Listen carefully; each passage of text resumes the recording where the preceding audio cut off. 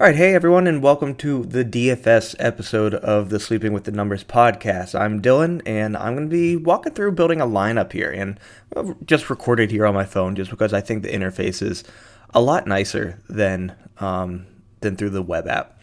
So I like targeting these high-scoring games for my DFS lineups for, obvious reasons. It's I want high-scoring games. That gives me more opportunities, theoretically, for my players to get points.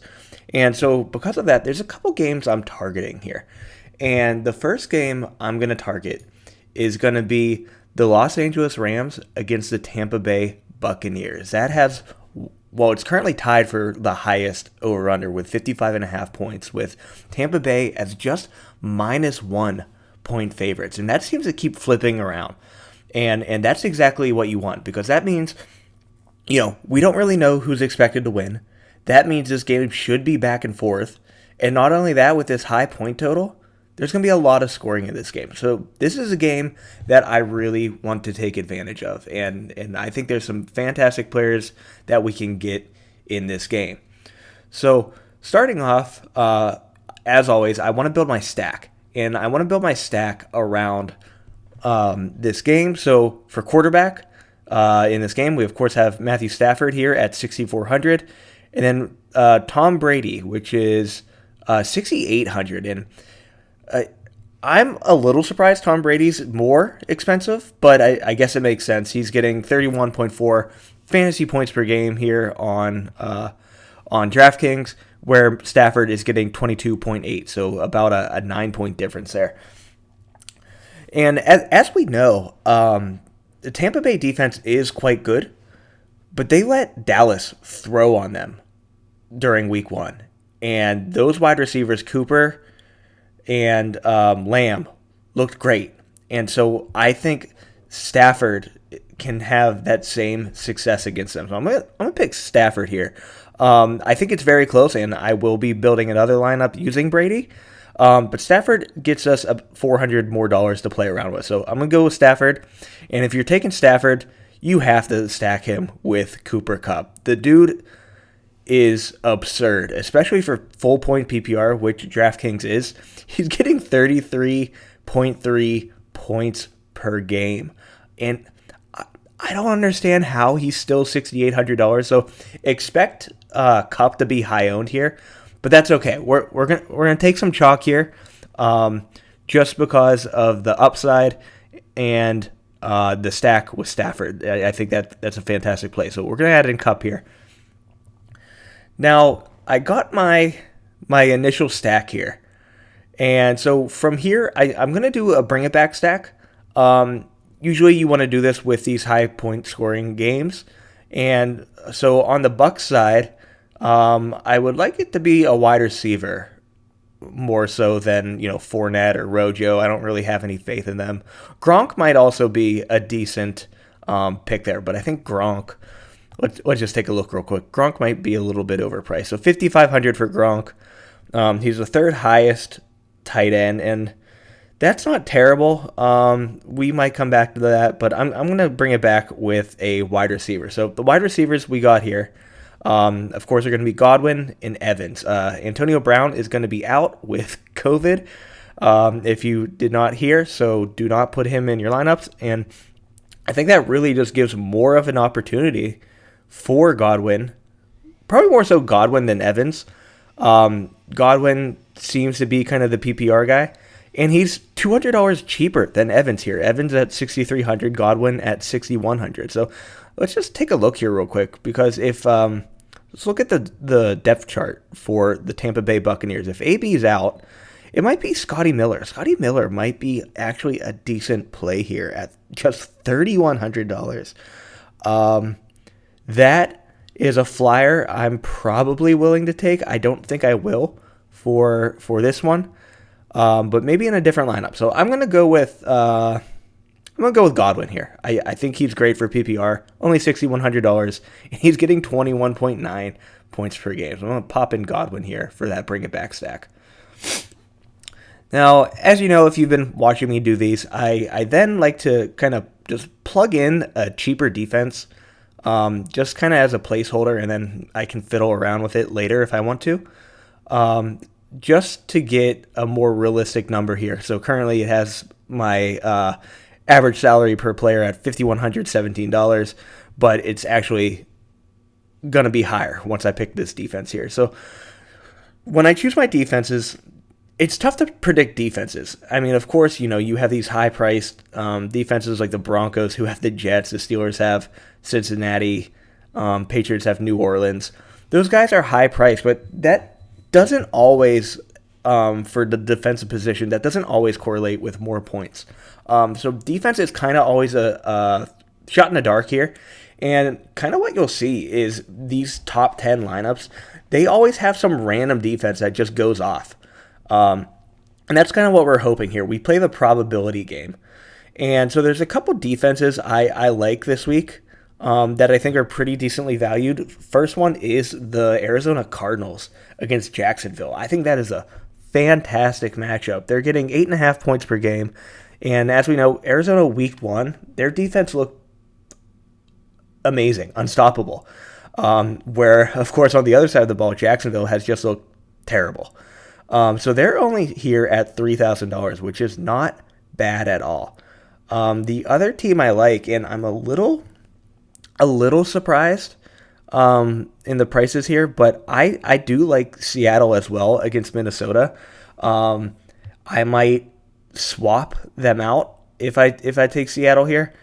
If Dalvin, or I'm sorry, I said that backwards. If Dalvin Cook is out, that's a whole new plus side for Seattle's defense, and honestly the offense probably as well. So that's why I'm kind of leaning towards Seattle here, is just because it's possible for Dalvin to be out. And even if he's in, chances are he might not be 100%. So if I'm playing, I mean, an 80% Dalvin Cook is still better than, 95% of the league running backs. But still, if he's hobbled, I think that gives a good opportunity for Seattle. And they're cheap enough here that I'm willing to take a shot on them at $2,800. So I'm just going to pop them in here. And you can easily see that pops up our salary per player up to $5,580. So then I also kind of like to just plug in a tight end here. Just someone cheaper, someone below our average points per player. And again, we can play around with this later if we want. So, I want a cheaper guy with touchdown upside. So if I'm looking through here, I mean, Ricky Seals-Jones did get a touchdown, but that I don't think I would bet on him too much here. These higher price tight ends, I'm not going to take in this lineup. I want to focus more on other positions. So Kelsey's going to be out. Waller's going to be out. I even think Gronk might be a little bit too high, as we talked about. Pitts isn't terrible at $4,900. I just think he might be a bit chalky this week at that price and with a fantastic matchup against the Giants. So Higbee, we could add him to the stack at $4,000. That's not terrible. Jared Cook I also really like against Kansas City. Another high-scoring game at $3,900. But Hooper might get some more opportunities here with Jarvis Landry out. Odell Beckham Jr. is coming back. But for the short yardage plays, Hooper might be worth a shot. Eric Ebron, no. I think Pat Freiermuth is a much better tight end, even though he's not out there as much. Let's pick someone super cheap just for the moment. CJ Uzomah is an interesting pick. Now, it sounds like T. Higgins he's doubtful at the moment, and usually doubtful just means out. And even if someone with a doubtful tag plays, they are in no way 100%. They should not be out there. So T. Higgins is out. Someone else has to step up for that offense. Likely to be Chase or a Boyd. But a lot of times when under pressure, these quarterbacks, especially the younger ones like Joe Burrow, might favor the tight end here. So let's just check out his game log. 5.5, 2.5, nothing great. 2 targets in each of his games. No touchdowns, but I think he has a decent decent shot here. One with Higgins out, and also I believe TJ Watt is also out for the Steelers defense, so they're going to be banged up there. He's a big dude. Played 73% of the Bengals offensive snaps. I don't think he's a terrible throw-in. We'll pop him in here for now, and maybe we'll swap him out here at the end. So only $2,700. So that bumps our per player average up to $6,300. So let's get some running backs in here. And as you know, you usually want to go with a higher price, higher owned. So a chalky running back is usually an okay play here. Of course, you have Derrick Henry here at the top after that monstrous game last week. He might be a little too expensive for this lineup. Dalvin Cook, I like as well, but he's banged up. Kamara, I talked about my worry for him and the ability of Belichick to just, take out your top player. So that is my worry for Kamara. So I think I might stay away from him. Chubb is also fantastic, and he gets disrespected. He really does. 7,600 is, I feel that's super cheap for Nick Chubb with just how good he is and the opportunities he gets. Eckler at 7,200, for full PPR, that's fantastic. Wow, okay. That's interesting. So Joe Mixon, we just added a Bengal, but we might swap out Uzomah if we take Mixon here. So Mixon is only $6,300. And I think that's because they were worried about this matchup. So last week they played against the Bears. He only got 8.1 points. He was $7,000, but he had 20 attempts. 20 attempts, 21 opportunities with another reception there for 2 targets. He just gets so much work. And TJ Watt is going to be out. And I think he was going to be, the biggest disruptor for him.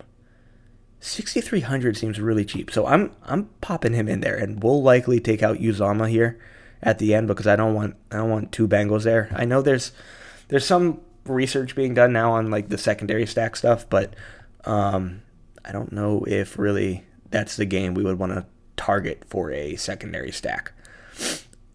Cool. So we have 3 more positions to fill here: running back, wide receiver, flex.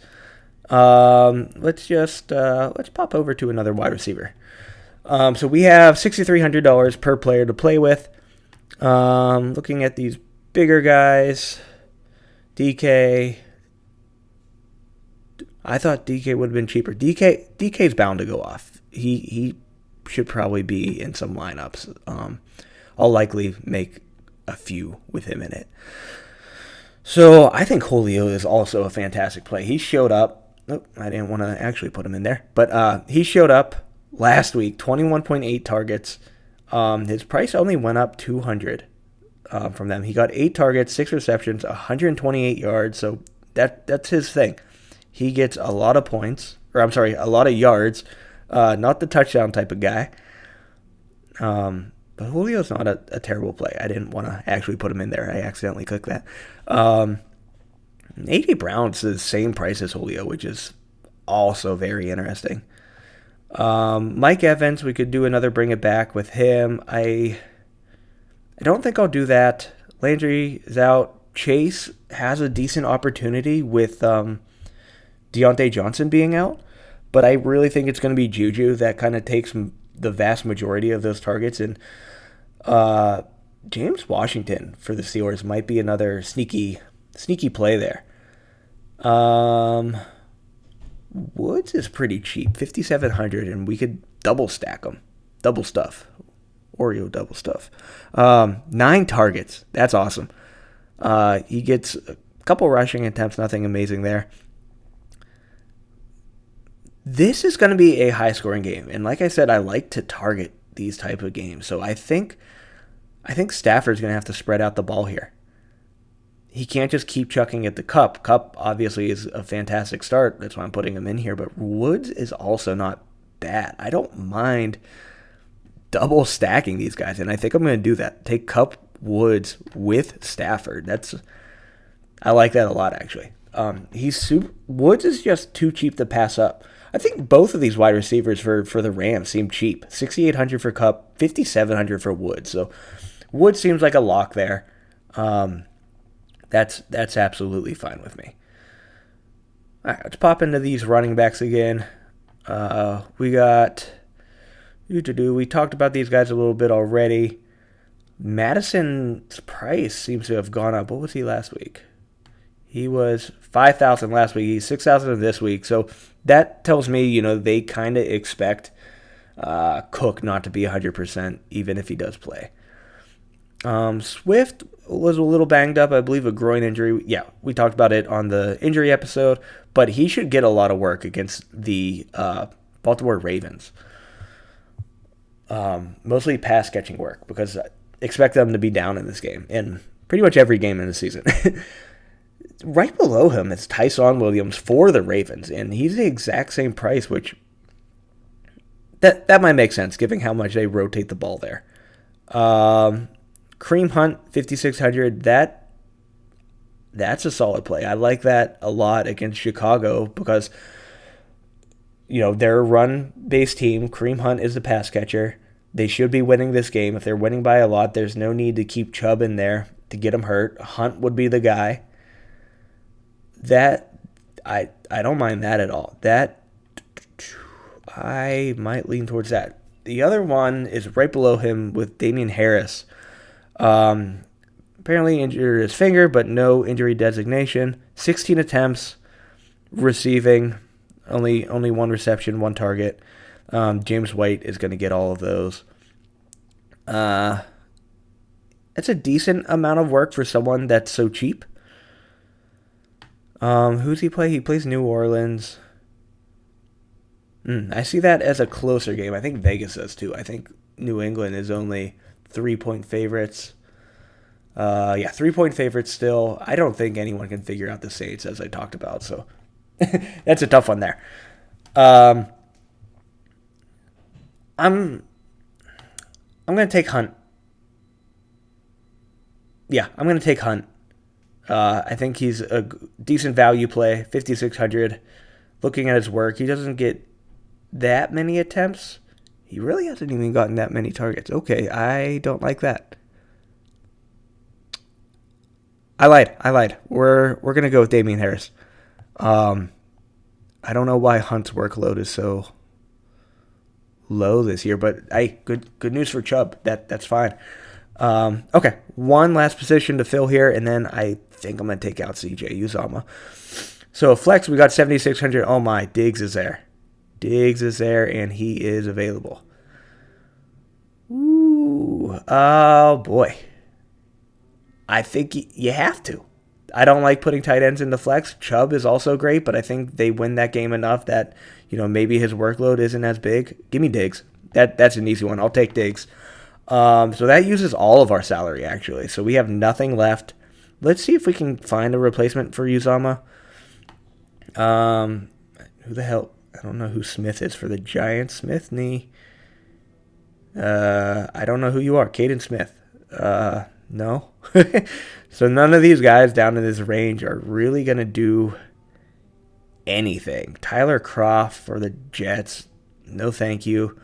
Mo Alley Cox is only getting 2 targets a game. That's not great. Ryan Griffin, he's a Jet. I don't like that. Chris Herndon's on Minnesota. He hasn't done anything. He didn't get a single target last week. He got 2 the first week.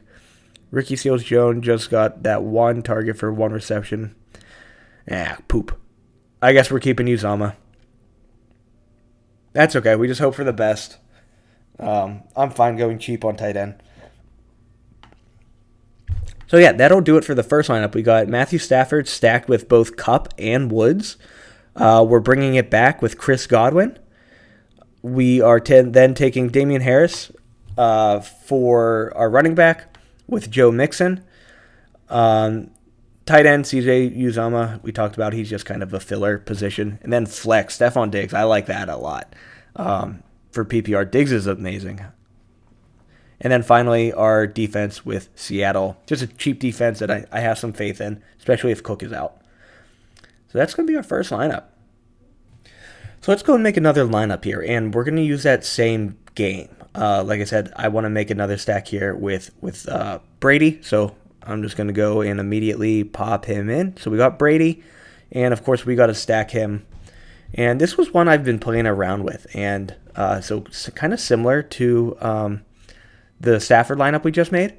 I'm going to take both of these wide receivers. So I'm going to take Mike Evans. And I'm also going to take Chris Godwin. Where you at, Godwin? There you are, 6,100. Neither of them too expensive. Evans slightly more at 6,300. But this is going to be a close game. Tom Brady's amazing at spreading the ball around. So both of these guys are going to get their opportunities. And Antonio Brown's out. So that gives even more targets likely to go their way if they don't go to Scotty Miller.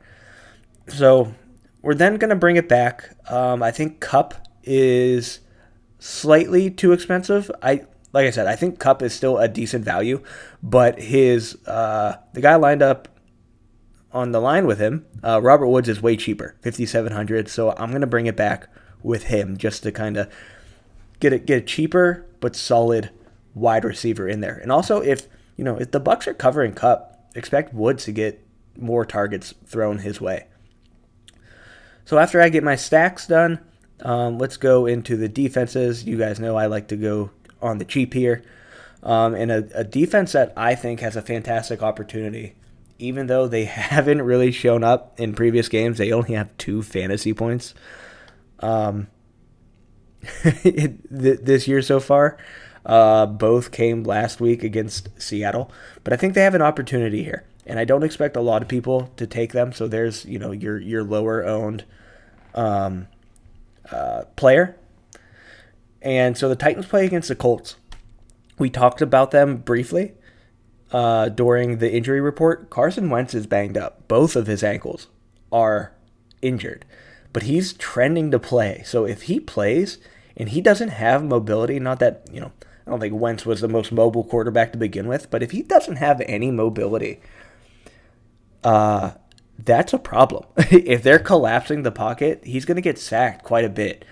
And then on the other side, if Carson Wentz, let's say he plays and eventually stops playing because the pain is too much, the backups with Eason is not great. That's fantastic for this defense. So there is a lot of potential here for the Titans to do some work on this Indianapolis Colts team.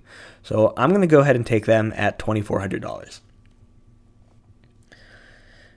Next, we just do our tight end fillers here. I'm not going to take anyone too expensive. A guy that I have been looking at is where you at? They have the search thing up here for a reason. So Cole Kmet. He doesn't get a ton of work. I mean, week 1, he had 5 receptions, 7 targets. In last week against Cincinnati, he only had 1 target for 1 reception for 0 yards, so really not much there. But it's going to be Justin Fields. And a trend that I notice, and I'm sure a lot of other people do, is these rookies, these younger quarterbacks. We talked about it kind of with Joe Burrow a little bit when we took Uzomah. That's their release valve, is these tight ends. If they can't, get the ball out quick and they start to feel the pressure, the tight end is usually there for them. So I don't think Cole Kmet is a terrible play, and he's pretty cheap at $3,200. So I'm going to pop him in there, at least for now. Again, I usually look around at the end here to see if there's anything better I can do. But Cole Kmet is going to pop in there for the moment. And then another thing I want to do here is target a game for a secondary stack. And that game is going to be the Chiefs against the Chargers. That is also another high-scoring game. That is also at 55.5 points at the moment. And our third lineup is actually going to target that game as well. But I want some players in that game. And a player that I cannot seem to get away from as much as I try is actually Clyde Edwards-Helaire. He is so cheap. You can see I'm scrolling down here a lot. He is only $4,800, and that is insane for a Kansas City running back. Now, he hasn't done a ton of work. 10.2 points week 1, 3.6 week 2. But he gets the opportunities, at least a decent amount, as far as and they're valuable opportunities. Every touch as a Chief has a ton of value to it, just because of how good that team is offensively. So he had 14 attempts and 13 attempts in weeks 1 and 2 respectively, 43, 46 yards on those. Only 3 receptions in week 1, none in week 2. He also fumbled week 2, so that hurts him a little bit. So he had a tough matchup week 2. He had the Ravens. They obviously lost that game. It was a fantastic game, super close, but the Ravens defense is on point. I think the Chargers defense is also pretty good. Bosa, I believe, is currently a bit banged up. And if that's true, all the more opportunities for Clyde. But he's just so cheap here on a high-powered offense in a game with a super high over/under. You gotta draft him. I think he'll probably be a bit chalky here at this price, but like we said, some chalk is okay in these lineups. For another likely chalky guy, he's a dude we took in the last lineup, Joe Mixon. 6,300 is cheap. TJ Watt is out. He gets a ton of work. Give me him. Higgins is also out, so maybe we get some, little drop down passes to him as well. And then finally, flex position. It's really tough for me not to take Kelsey here. I love Kelsey a lot, but the trends show taking a tight end in your flex doesn't work. It almost never results in a top 10 lineup. I'm sure it's possible, and if it's going to be done, it's going to be done with Kelsey. But I'm going to take his teammate here with Tyreek Hill, because this helps us with a few things. We don't want to leave money on the table, and paying up $8,400 for Tyreek Hill uses all of our salary. And trends have shown that, if you don't leave any money unspent, you're more likely to win these lineups and get into the top 10 in first place. So I'm going to take his teammate here with Tyreek, and that's going to finish up our lineup. We spent all of our salary. So let's read this off. We got our stack, Tom Brady with Evans and Godwin. Awesome. We're bringing it back with the cheaper wide receiver for the Rams, Robert Woods. We then are taking 2 likely chalky running backs, but they're super cheap that you can't get away from them. So we got Clyde Edwards-Helaire in a high-scoring affair against the Chargers. We also got Joe Mixon up against the Pittsburgh Steelers without Watt, so that's good news for him, not good news for me, but that's okay. We're then taking Kmet here just because I'm predicting him to be that release valve for Justin Fields. We'll see what happens. That's all we care about really in this tight end position is, the chance of being great. Now that sounds like something you would want for everyone, but with the tight end, outside the top 2 to 3 guys, it's really unpredictable. Just throw in whoever you want to make your lineup work. Then for our final skill position, we're throwing in Tyreek Hill, high scoring game, like I said, against the Chargers. That'll be a good one to watch. And then finally for our defense, I'm taking the Titans. Wentz is banged up. If Wentz doesn't play, they have an even better matchup against Eason. Give me them. They have an opportunity. All right, for our final lineup, we're going to target that other game I was talking about here. which is the Chargers versus the Chiefs. So another 55.5 point over-under, high-scoring game. We're going to get into this immediately. Patrick Mahomes, I don't like spending up usually for my quarterbacks. He's too expensive here at 8,200. Let's take his opponent, Justin Herbert, here at 6,500. So we got Herbert in here, and we want to stack him. Who else are we going to stack him with besides Keenan Allen, his number one target? And Allen has 19.9 points per game. He is getting, he got 13 targets week 1, 8 in week 2.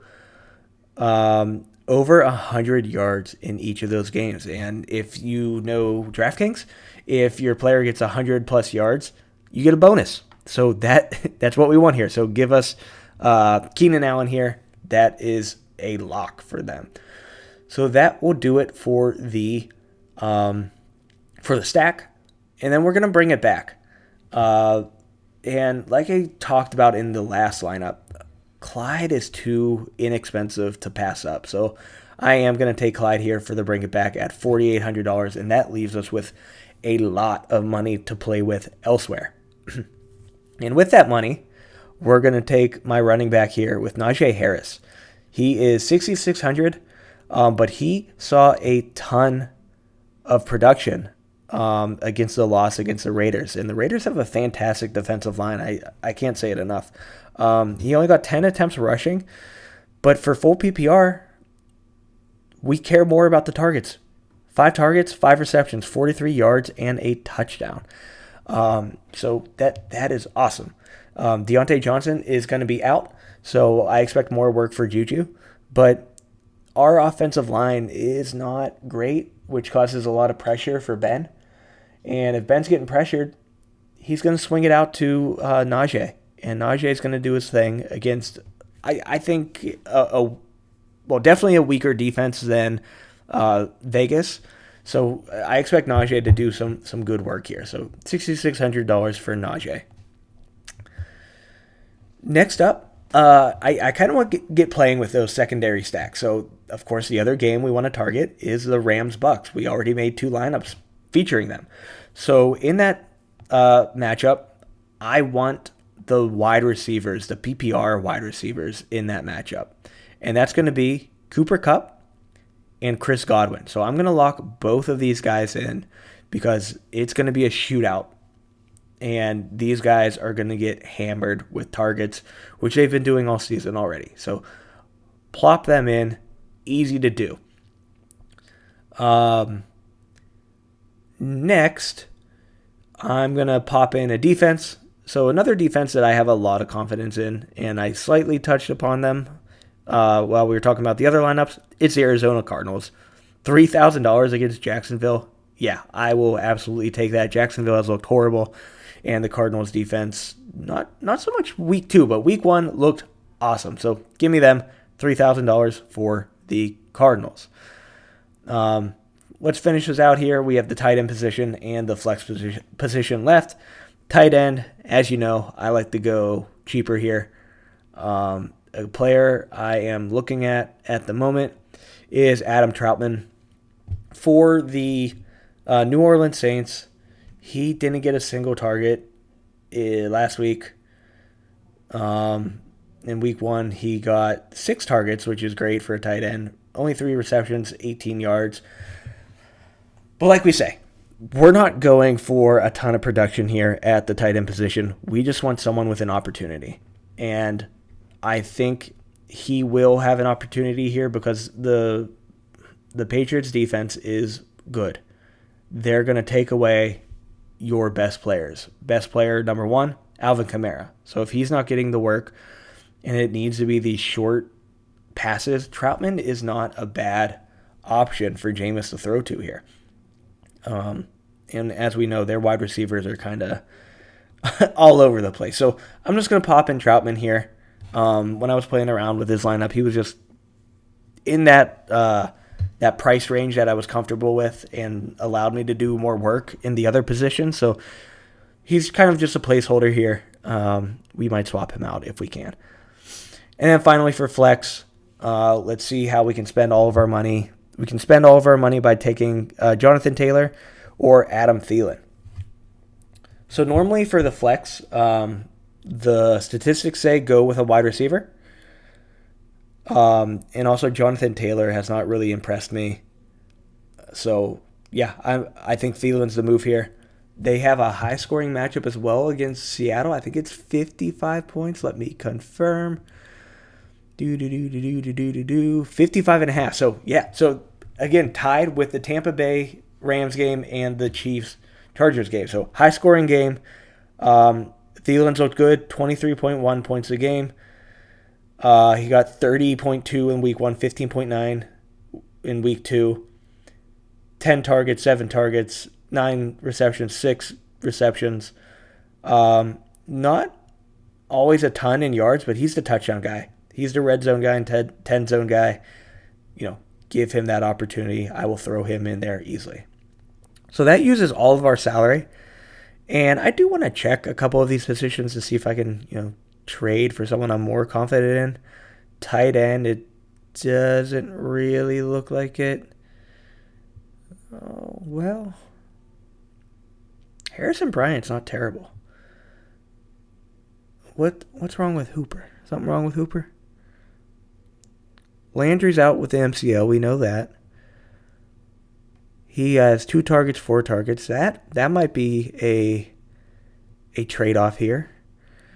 Will Disley, I don't know. Jimmy Graham, has he even played? He played 21 snaps. No. Harrison Bryant might be a decent move here. Hayden Hurst is only 4.2 as well. Well, that's because he got Kyle Pitts. But Russell Gage is out, so maybe he gets more targets. As a difficult one. I like Harrison Bryant actually more than Troutman. So give me Harrison Bryant. Now we got $100 more to play around with. Can we replace Clyde? Clyde for Singletary. Clyde for James White. Clyde for Sony. No. Clyde for Javonte. No. Clyde for White is interesting. James White has looked great. 12.1 points week 1, 18.5 week 2. He is a pass-catching machine. 7 targets and 6 targets in weeks 1 and 2 respectively, both for 6 receptions in a PPR format. That is interesting. I like that a lot. So might do that. Let me pop Clyde back in there real quick just to see if we like anything else. Can we upgrade Najee? Nope. Can we upgrade? No, we're keeping that stack. Godwin for Allen Rob. No, give me Godwin. Cup, you got to keep Cup. Cup's great. Can we upgrade Thielen? Nope. So I'm going to do that. I'm going to move from Clyde to James White. James White might be another kind of high-owned player just because he is so cheap. But I like him a lot in this matchup. Yeah, give me James White for the PPR ability. I like that a lot. Cool. So reading off this lineup, we are stacking the Chargers with Herbert and Keenan Allen. We are gonna, we're not bringing it back anymore because we got rid of Clyde. That's fine. We're going with the running backs, Najee Harris and James White, both great for PPR. We're going to do a secondary stack for the Tampa Bay Rams game with Godwin and Kupp. We're going to take a shot on Bryant here as the tight end with Cleveland. They should comfortably win that game, so maybe he gets some more work. They also might just run the ball into the ground. Then we're going to go with Thielen here, touchdown machine, only 6,700, so that is fantastic. And then finally, we're going to take the Cardinals defense against the terrible Jacksonville Jaguars for 3,000. Awesome. Yeah, thanks for joining me here. Best of luck on these lineups, and we will see you next time.